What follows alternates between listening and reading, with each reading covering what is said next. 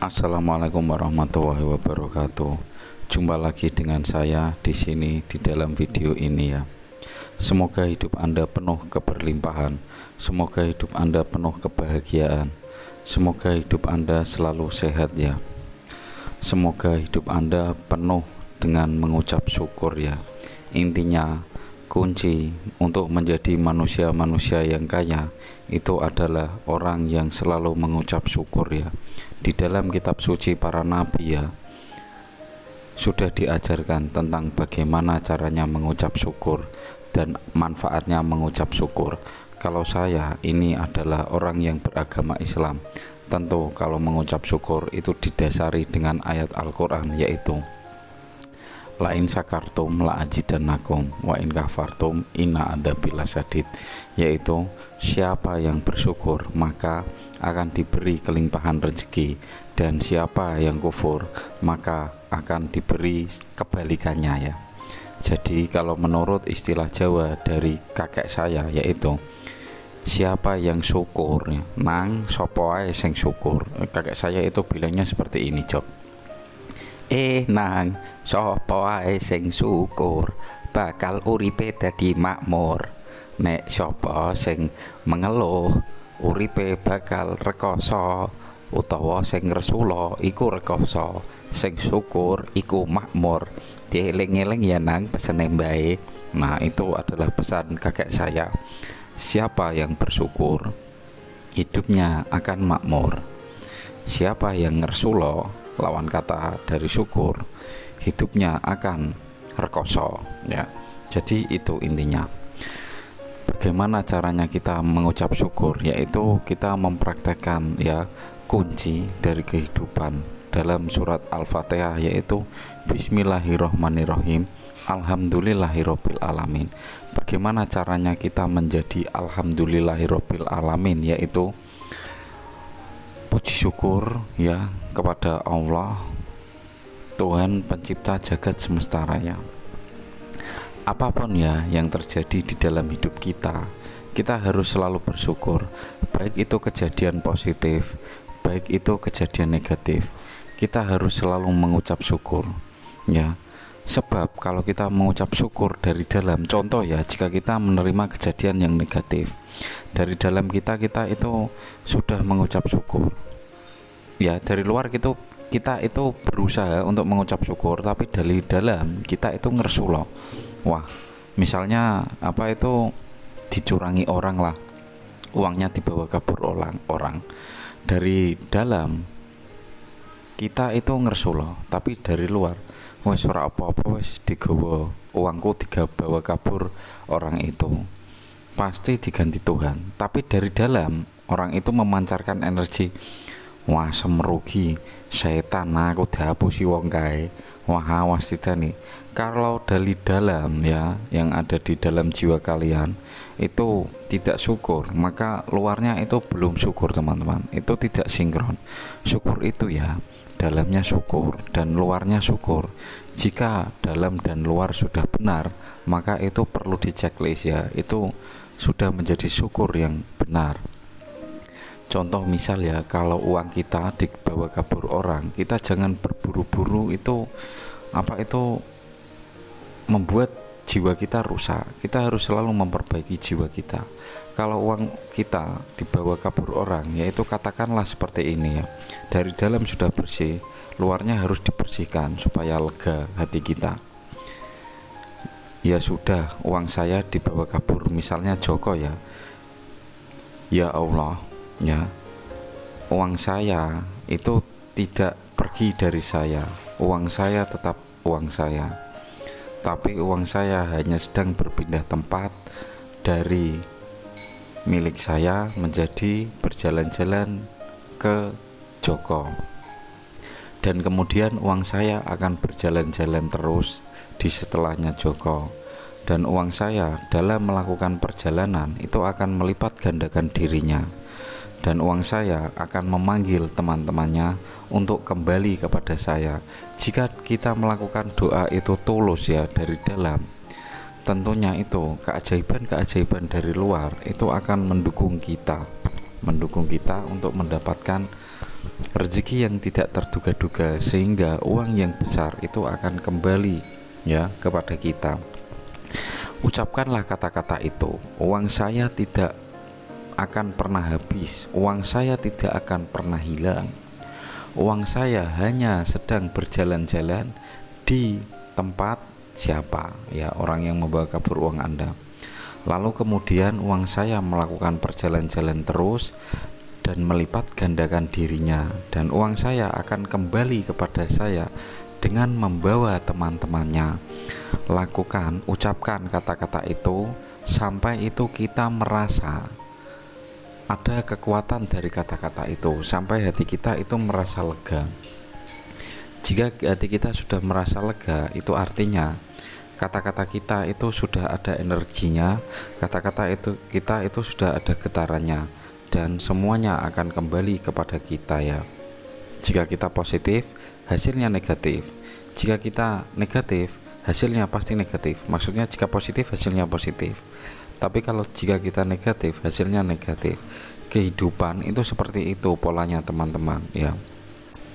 Ya, langsung saja ya. Keistimewaan weton pasaran pon ya, meliputi watak dan keberuntungan menurut Primbon Jawa berdasarkan ilmu Titen.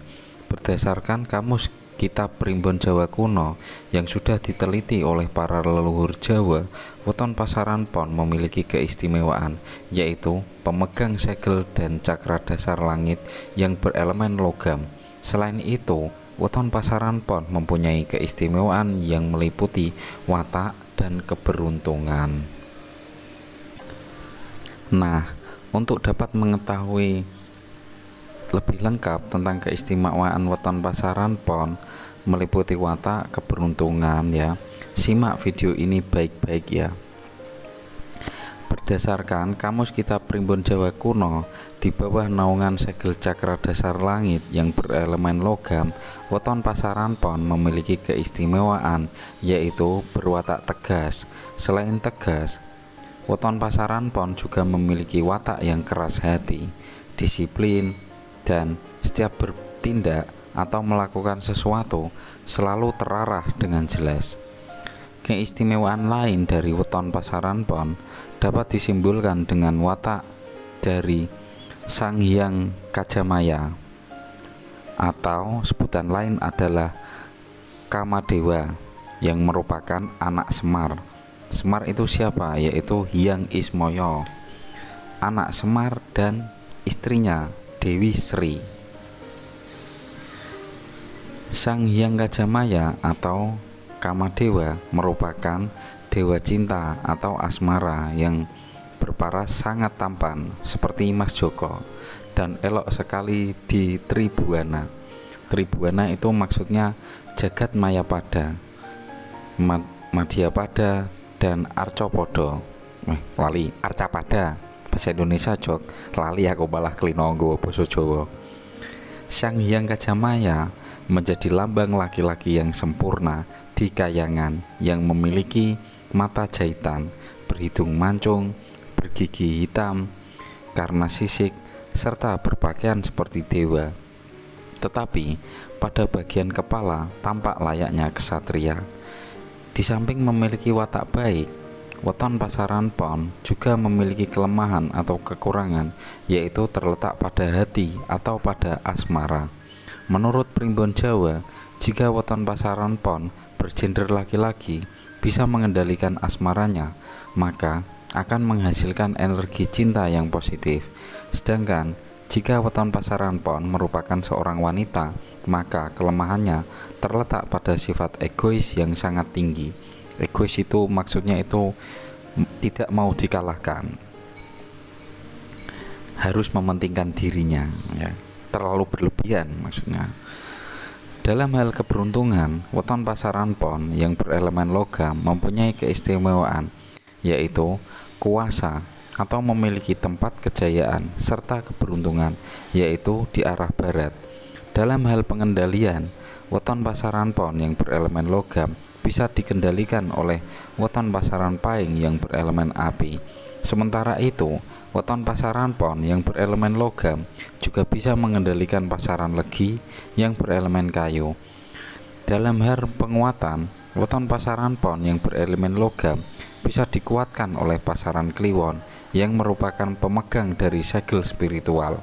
Oleh karena itu, apabila weton pasaran pon banyak dan menimba ilmu dari pasaran kliwon yang mempunyai segel spiritual, maka kehidupan akan semakin dikuatkan dan sangat bagus ya. Ini untuk yang weton pasaran pon ya, silahkan merguru dengan pasaran kliwon. Baik itu kehidupan atau umum maupun masalah asmara, dari weton pasaran pon akan menjadi bagus ke depannya.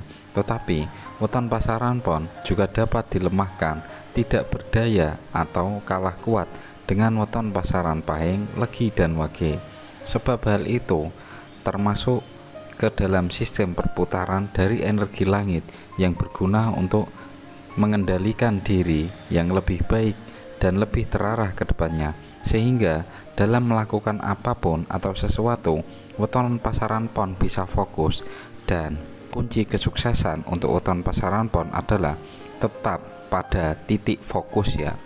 Jika menginginkan mobil ya mobil dulu, mobil harus didoakan dulu. Jika kita menginginkan rumah ya semua yang ada di dalam diri kita tentu harus rumah. Jangan rumah, motor, pakaian, kaos kaki, sepatu, celana dalam, BH, lain-lain, itu malah tidak jadi teman-teman. Namanya itu tidak fokus. Fokus itu ya yang saya pahami itu gini. Jika saya dulu waktu saya masih kecil ya di SD, cermin love itu bisa membakar kertas hanya jika dia selalu fokus dengan titik matahari ya, kemudian dipantulkan oleh cermin love, lalu cermin love itu memfokuskan satu titik ke kertas dan cermin love itu tidak digoyang-goyang, maka kertas itu akan terbakar ya. Itu sebenarnya itu pelajaran kehidupan untuk manusia. Jika kamu menginginkan sesuatu, kuncinya itu kita harus fokus. Jika kita fokus, maka kita itu bisa mendapatkan apa yang diinginkan, itu pasti teman-teman. Nah itu ya adalah segerimpil ulasan dari saya tentang pasaran pon. Ambillah yang baik-baik dan janganlah ambil yang buruk, sebab kalian manusia itu adalah energi cipratan dari energinya Tuhan. Jika kita meyakini hal yang baik-baik, tentu pasti hal baik akan terjadi kepada diri kita. Sebaliknya, jika ramalan buruk itu kalian yakini, pasti hal yang buruk akan menimpa teman-teman semua. Jadi intinya itu kita boleh memilih apa yang kita inginkan dan apa yang ada di dalam diri kita ya. Jika kita memilih yang baik-baik, yang dari dalam kita juga meyakini hal baik itu akan terjadi, maka hal yang baik yang kita inginkan itu pasti terjadi. Apabila ramalan buruk dan kita meyakini dan mempercayai, maka siap-siaplah hal buruk akan terjadi ya. Jadi intinya itu manusia itu seperti itu. Manusia bisa menentukan takdirnya sendiri. Manusia bisa merubah takdirnya sendiri. Sedangkan Allah akan selalu mengizinkan apa yang ada di dalam manusia. Nah itu ya, sekian dari weton pasaran kliwon. Semoga video ini bermanfaat. Salam sukses, salam kaya raya, salam keberlimpahan. Akhir dari perjumpaan ini saya ucapkan wassalamualaikum warahmatullahi wabarakatuh.